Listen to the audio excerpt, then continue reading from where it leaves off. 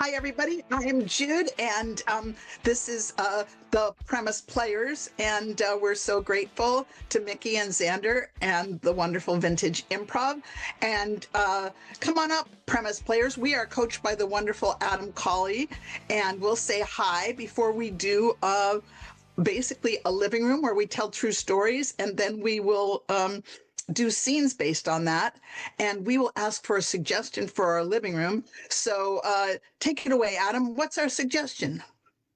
And your suggestion is going to be gazing at something, to gaze. To gaze. Thank you so much. Take it away, folks.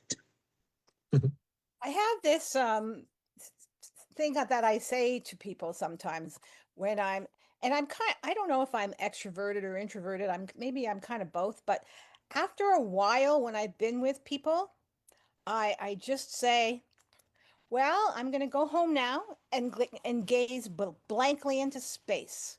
It's just like, that's all I want to do. It's like, I have enough.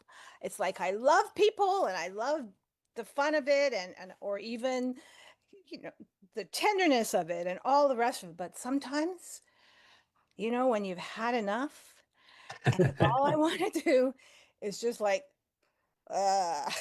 stare blankly into space. And I guess I could call it meditation or something, but no, it's really just me kind of turning off. Gazing reminds me of seeing, and it reminds me of my bad experience taking astronomy. I've always been fascinated by astronomy, but I have no sense of direction. So when we got the good old-fashioned star chart, this was before computers, and we had to find certain constellations, I gave my teacher a laugh because I'd say, yeah, I found it, it's right there. And he'd say, no, it's about this far to the far north or the far. I was like doing opposites, up, down, around, and sideways. And I have to admit, I kind of gave up because I don't know that my brain can do directional things. So I'll never be an astronomer now. Wait, they were asking you to look on a star chart, like a map? Yes, and make notes on it and label things. And I didn't know what I was doing. How are you when you're in a new place for finding things? Clueless. Clueless. I grew up in upstate New York, which is a very overcast state. There's a constant cloud cover up there. And now we're not talking about the city, we're talking about above the city.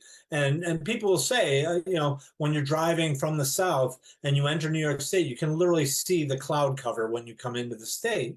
So it was very interesting when I moved to New England that all of a sudden it was like, what is that blue thing up there? And I see, I've never seen a cloudless sky until I came to Maine before. And now it's like, I'll see, it'd be like, oh my God, there's no clouds. And when there are clouds, they're white and fluffy and they're beautiful. And there's an artist, a famous artist called Maxfield Parrish, who did all these paintings from the 1800s. And he was from New Hampshire. And you understand, because it's funny because his paintings look very illustrative, very highlighted, and they have an edge on the clouds, like a golden ring around the clouds. But that's the way they really look in New Hampshire. And so it was really astounding for me when I came here. It was like, oh my gosh, he was painting reality. It wasn't just made up. Oh, well, painting reminds me of, as a kid, my mom loved to go to museums. And so I was taken to almost every art museum in New York. And I can't tell you, for a kid, like if you're 5 or 10 or whatever, or maybe even an adult, the incredible boredom of walking around and staring at somebody's thing that they drew. And I'm like, oh my God, who gives a shit? And as a very young was like, could there be anything worse than wandering around these empty places? They were always empty, and I see why. I mean, even the Guggenheim or the Met, there's nobody there, at least when I was a kid, except me and my mom. And I just think it's so funny that she thought, gee, this is high living for a kid. You get to go and stare at What the hell is that? Like just somebody drew some, I don't know, like a boat or something? I thought it was so ridiculous. Anyway, it was not for me. I was a kid who So, wanted to work anyway. There's no work there. so would you be espousing these things in the museum? I'm sure I was a very whiny child. I went back and forth between trying to be good, like that was a lifelong goal. I'm going to be good, and then finally breaking down and going, I can't handle this. Is just garbage. So I probably did some of both. That is.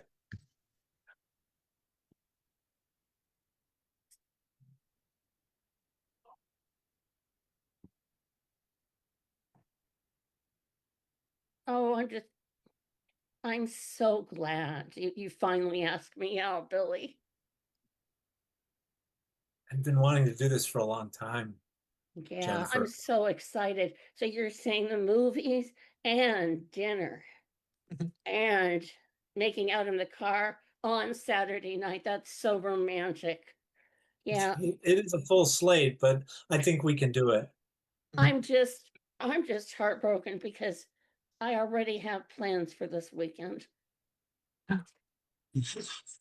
You have plans? I already have plans. I'm sorry, and they just can't be changed. Well, what plans could you have? What we've been talking about this all week. I'm going to go outside and gaze blankly into space. Well, that doesn't sound like fun. Well, it needs to be done. It doesn't matter if it's fun or not. I mean, it's just what I'm going to do this weekend. But Jennifer, we've been making it took you know how long it took me to work up the nerve to ask you out and make these plans, and I saved up money for dinner, and now you say you want to do nothing rather than be with me. Well, no, you seem upset. It's gazing into space is not doing nothing. Well, It's good for the soul. could I come with you? Gazing into space is something that has to be done privately. Oh I'm man. sorry, Billy. I really like you, but I can't have another week without gazing into space. So this gazing, this is something you're just taking up now, or have you been? Is this something you've never told me about before?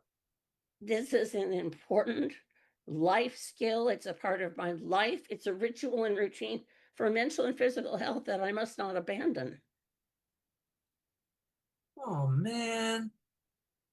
Well, I guess I'm going to go to the movies and gaze at the screen. But wait, Billy. I'm concerned about you. Don't you ever gaze into space blankly? Often when I'm looking at my phone. No, that doesn't count. You have to gaze blankly into space. You can't Well, have a phone or anything. define space, okay? So it's got to be empty space. What if there's a star? What if there's a tree? Something in front of you that's empty. Yes, empty space, and you just gaze. If you don't do that, you're not living up to your potential. And Why can't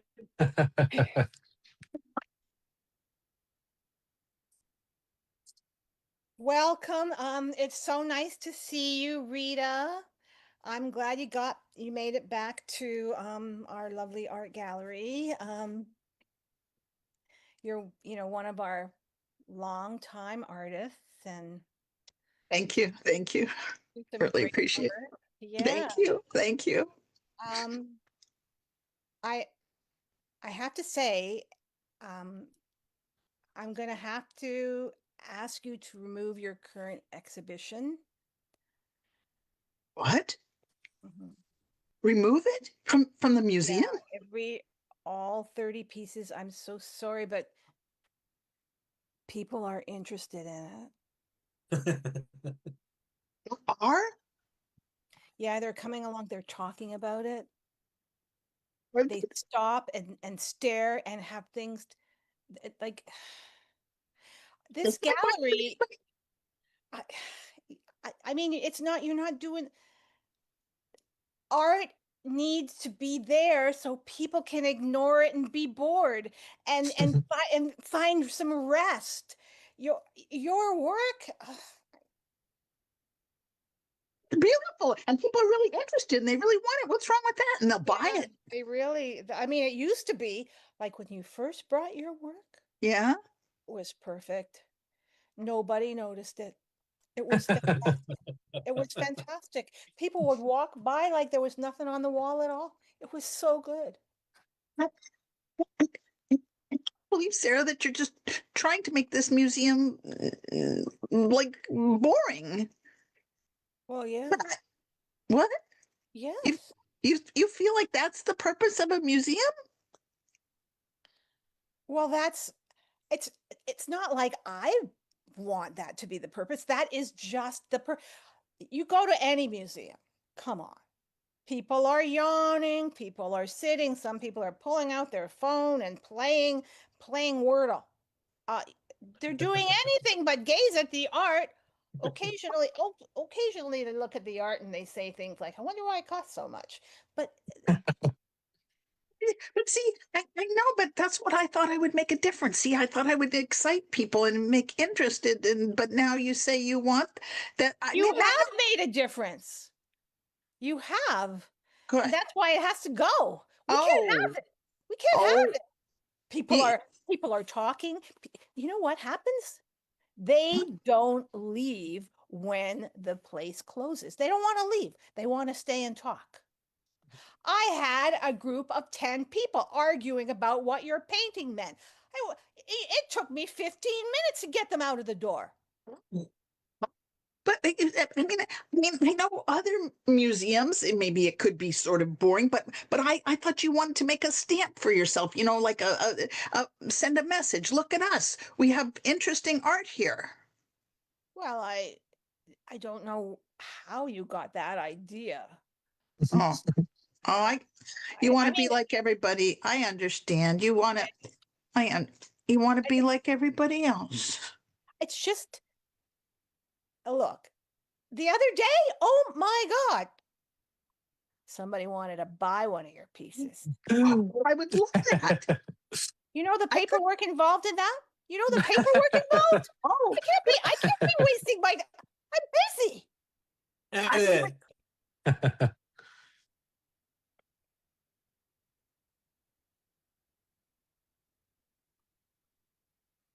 Listen, dear, I know you're really struggling with this. You know, you spent a lot of time figuring out whether you're an introvert or an extrovert. And I'm really glad you finally decided that you are an extrovert. You've really taken that step. Now you can't stay in the closet and be an extrovert. What? You sit in that closet all day long and just kind of hum to yourself. And I'm afraid that's not an extrovert. You've got to go out and talk to people. Bro, it's how I define myself.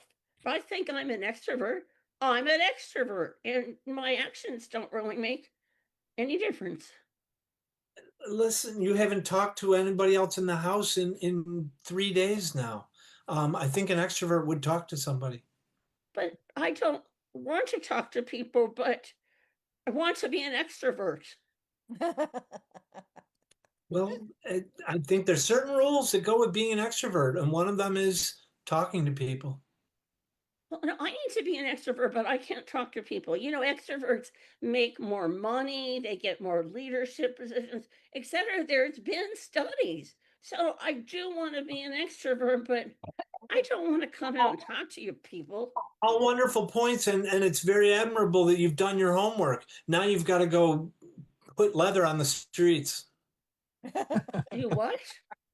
You got to go out and talk to people. You got to walk. You got to get outside of the closet, close the door behind you, please, and then go downstairs and talk to somebody. And then maybe even leave the house and talk to more people.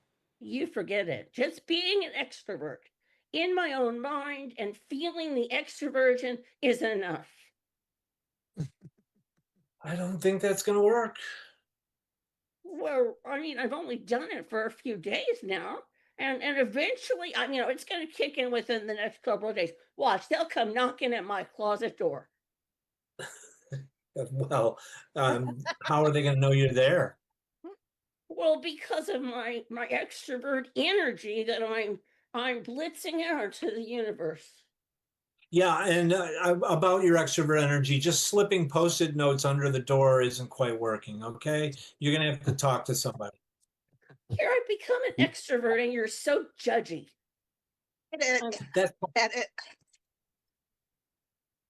Look, I'm so glad that you hired me for this position of, promoting the Empire State. I think it's great. I know you have a lot of stuff on it that shows the Statue of Liberty and other apples and other nice things. But Oh, yeah, yeah. yeah, but You're very well versed in what's necessary, and we're very excited to have you on board. good, because I have a whole ad campaign I've designed, and I think you're really going to like it. Great. Here's the poster. I want to see this on every border, every road that gets into New York State. New York State, you're entering cloud cover. How about it? Sorry, I thought you were suggesting that this was going to be some kind of promotion. It is. It's an exciting, it's an exciting time. How about this? You don't like that? I understand. New York, the overcast state. What? The overcast state? Yeah, because we got so much cloud cover. Okay, I can I see mean, it. we might have cloud cover, but that is certainly not one of our points of interest. Like you just mentioned the Empire State Building. I mean, we have so Yeah, many. but that's New York, and New York really isn't. That's New York City, but I'm talking about the state. City gets some blue sky, but the state, we're talking serious clouds. I see you don't like it. You want it more pushed. You want it more, say no I more. mean, even if you don't want to, okay, I see what you're saying. You don't want to be too much like New York City. So you want to go out, so I'm ready to hear what Okay, we're good. a beautiful state, Beautiful, place, beautiful. How about this one? This one. You'll like this one. I did a lot of choices for you. Oh, good for you. New York, it's gray. How about it? Nobody wants to come to a great place. A gray. I love Nobody it. wants that. I love it. If they don't like it, go to freaking Florida or something stupid. No, people love it. Here, watch this. I kind of like Florida, but I mean, obviously, Then you should go. Then that's where you should go. we work here and we want, okay, listen, I think you have a lot of great passion. Yes. And I think you could really do something good here. Good. Passion. You just have Yeah. to kind of redirect it to something Redirect. colorful. Yes. Colorful. All right. Fabulous. We're here. Edit.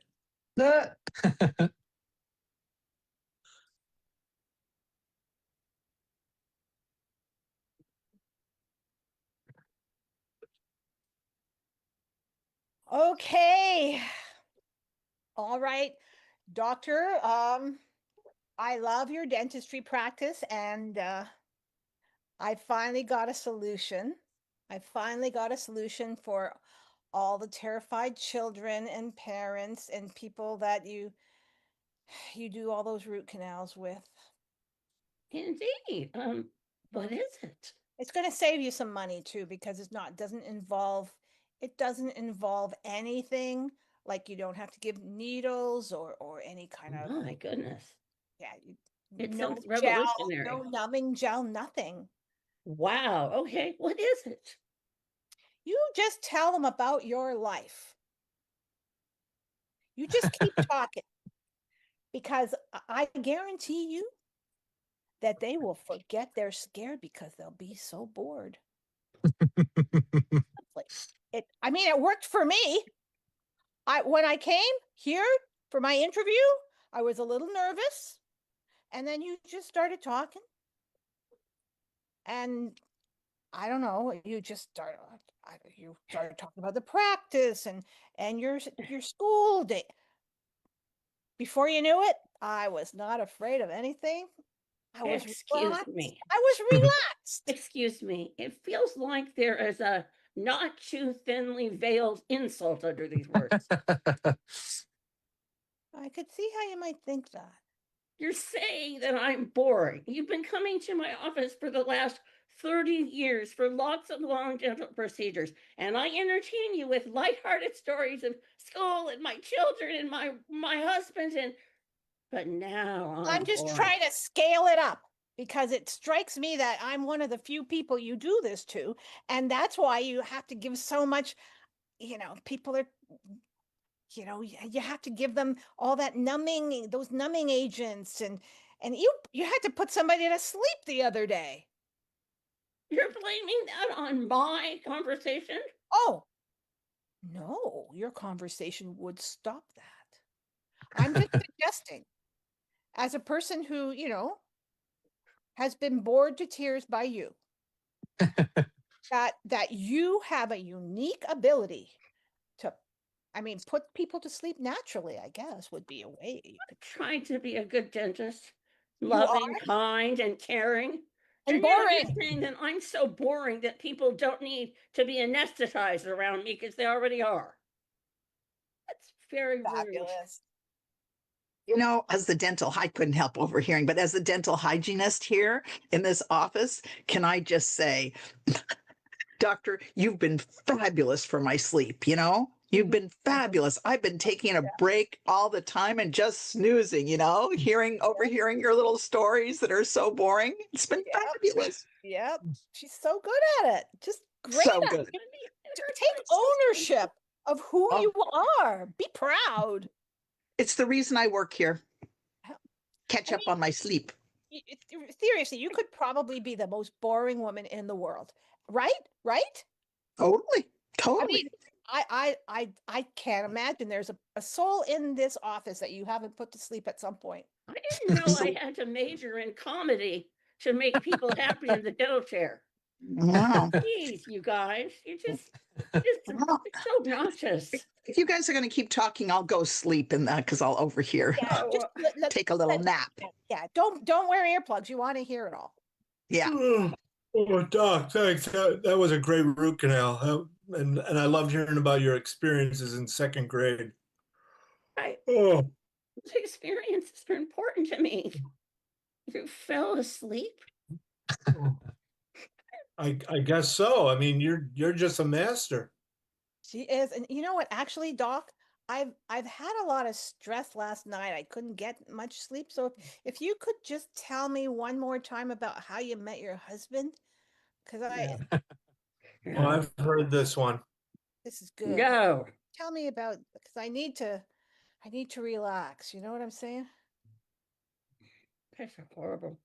If you really want to hear, it was back in the second grade. Thanks. And Edit.